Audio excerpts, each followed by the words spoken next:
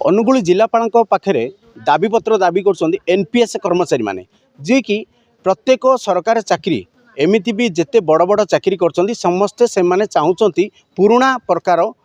Pension लागू होगापी सीधा साल कथा जो मैंने आसी पुराणा पेंशन जी चाकरी करते मात्र एबे 2024 मे मसीह रिटायर्ड नहीं 19 वर्ष सर्विस करी प्राथमिक विद्यालय रे मोर आर मासरे मु पाइबी 1925 टଙ୍କା एणु यही आपणक माध्यम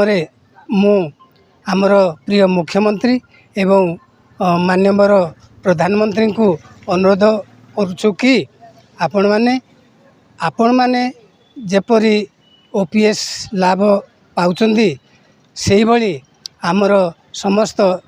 एनपीएस कर्मचारी मानकु सेही ओपीएस रे गणना करा जाऊ एतिकी मोर अनुरोध। तो सीधा साल कथा होते जी जड़े टीचर थिले से तांकर जो प्रकार पेंशन पाउचंदी से पेंशन रे तांकु से पेंशनटा ठीक नहीं पुराणा चाहूँगी सी चाहूँगी जे पुराणा प्रकार पेंशन जदि लागू हम जोटा कि सी तांकर प्राप्त पाइबे। तो सीधा साल कथा आउ जड़े अच्छा तो कौन आपड़ कौ ये चाकरी करते कौन आप पेंशन केमती पाउचंदी कौन आप सरकार कौन मु राजकिशोर स्वाई मु भी जड़े अवसर प्राप्त प्राथमिक शिक्षक मु 2023 मसीहा अगस्ट मासरे रिटायर्ड नहीं दीर्घ 17 वर्ष 18 वर्ष कार्यकाल कलापर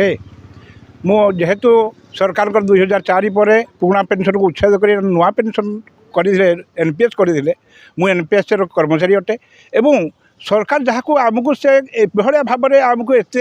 भकुआ बनई जे एबे कहूँ आम पेंशन देचु पेंशन कौन देचु मोर 10% सब्सक्रिप्शन देजी से 14% सब्सक्रिप्शन देजी एवं मो सब्सक्रिप्शन पैसा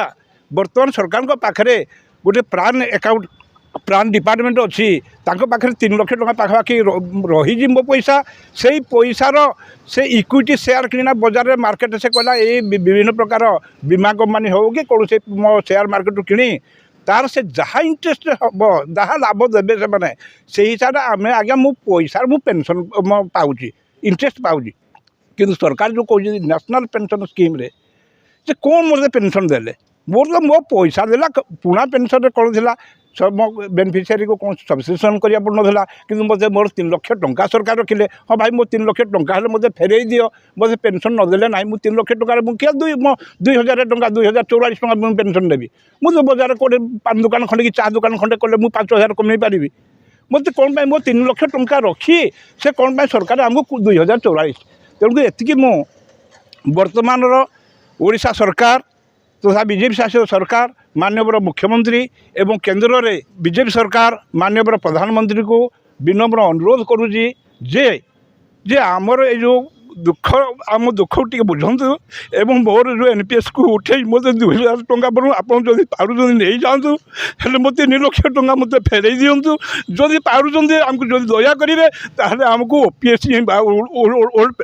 पेंशन स्कीम अंतर्भुक्त करूँ।